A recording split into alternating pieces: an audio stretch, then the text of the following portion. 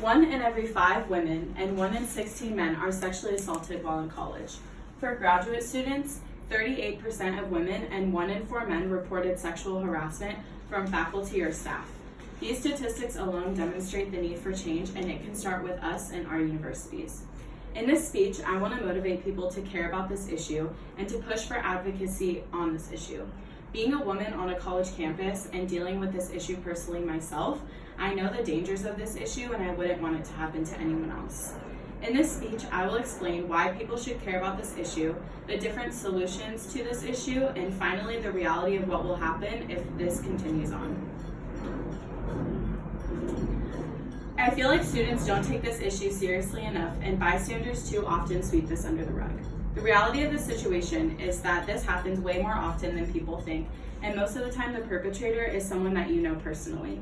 Of surveyed college women, about 90% of rape and sexual assault victims knew their attacker prior to the assault. According to a 2005 U.S. Department of Justice report by Heather M. Carjane, between 80 and 90% victim and assailant know each other, and in fact, the more intimate the relationship, the more likely it is for rape to be completed rather than attempted. This proves that you might think you're able to trust someone, but it's still possible for people you know and trust to do something so horrible to you. If someone is sexually assaulted, there are countless emotional and physical traumas the victim endures after the assault. Although each victim does have their own personal experience, many experience similar traumas such as shame, guilt, and denial. There are also several long-term effects to sexual assault, and this experience can lead to many health disorders that affect people for the rest of their lives. Many suffer from PTSD, anxiety, and they're in a constant state of paranoia and fear after what happened to them. According to a 2019 WCASP report, victims of sexual assault are more likely to suffer from substance abuse, self-harm, eating disorders, and depression. We give people too many reasons not to report sexual assault, especially on college campuses, which is why this is still such a huge epidemic.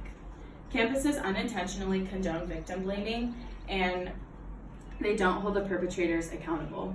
According to a 2019 Psychology Today article, Sexual Assault on College Campuses, written by Judith L. Herman, college-age women are at the age of highest risk for sexual assault, and on many college campuses, sexual assault like hazing is a traditional initiation rite, carried out in secrecy and implicitly tolerated, if not openly celebrated.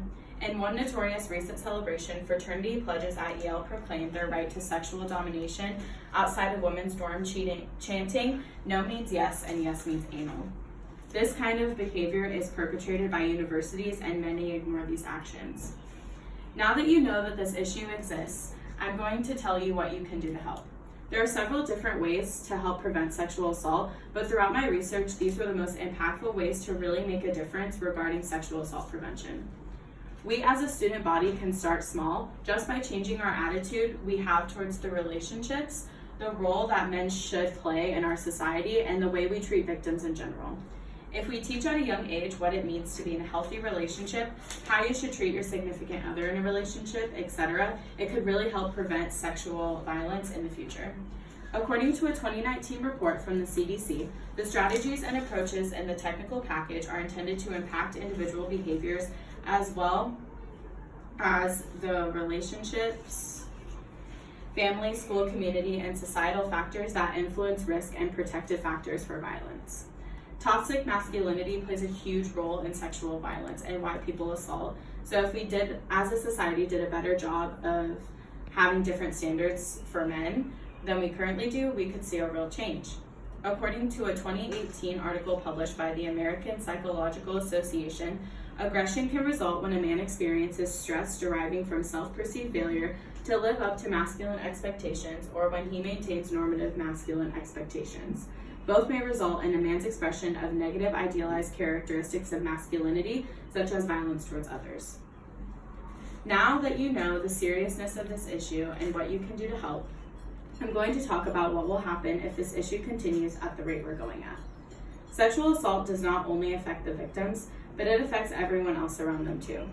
People often forget that sexual assault indirectly affects the victim's loved ones as well, and it's something that they also have to deal with. The victim's loved ones are forced to deal with the pain of the victim, and it can put them in a really difficult situation.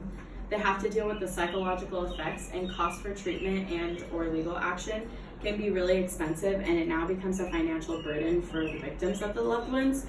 It also affects the relationships they have with their loved ones, because people who have experienced sexual assault oftentimes suffer from lack of trust and like anxiety, PTSD, all that kind of stuff, which obviously will have an effect on any relationship you have with someone, whether it's with your significant other or even with your family. When something like this happens to someone, it really does change a person, and loved ones of victims can feel as though they lost the person that they love. The sexual assault also affects the communities very negatively as well. The cost for sexual violence is very high. According to a 2014 article titled "The Effects of Sexual Violence," published by Our Resilience, the cost of crime to victims is an estimated $450 billion per year. Rape is the most costly to its victims, totaling $127 billion annually.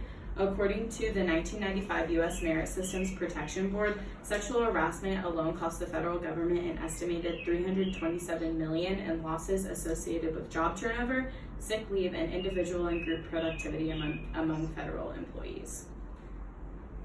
In this speech today, I discussed the dangers of sexual assault on college campuses, why people should care more about this issue, and how it affects students personally. I hope this speech motivated you to take more of a stand on rape and sexual assault on college campuses. This is an important issue to discuss because we are all college students, and this could happen to any of us or even someone we know while at SGSU. It's important to know what you can do, since I know a lot of the times we can feel helpless. Sexual assault is not a new issue. It's always been something that's happened in our society, but it's become so normalized that people don't even think twice about it anymore. Many victims feel as though their stories aren't valid or important because so many other people have the same stories as them. Imagine living a life where you're in constant fear, you can't trust anyone, and you're just feel so violated. That's how victims feel every day of their life after their assault. It's really hard to get over, and that's not something that I would want anyone to experience. We need to do a better job at holding people accountable and really taking a stand on this issue so that way the statistics don't keep increasing. Thank you.